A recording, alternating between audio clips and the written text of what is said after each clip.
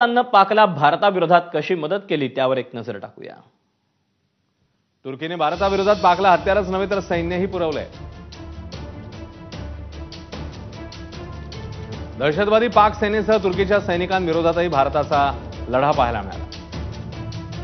भारताविरोधात तुर्कीकडनं पाकला 350 ड्रोन्सची मदत करण्यात आली। तर तुर्कीने पाकच्या मदतीसाठी ड्रोन ऑपरेटर देखील पाठवलेले। शत्रू राष्ट्र पाकला मदत केल्यामुळे भारतात तुर्कस्तानच्या एअरलाइन्सवर गंडांतर येण्याची शक्यता आहे। पाकिस्तानला साथ देणाऱ्या तुर्कीला भारतानं मोठा दणका दिला। भारतातील प्रमुख विमानतळांवर हँडलिंग सेवा देणाऱ्या तुर्कीच्या कंपनीच्या कामाचं लायसन्स भारतानं रद्द केलं। तसंच तुर्किश एअरलाइन्सही संकटात सापडण्याची शक्यता आहे। तुर्कस्तान एअरलाइन्सच्या भारतातील भागीदारीचं कराराचंही पुनरावलोकन करण्यात येणार आहे।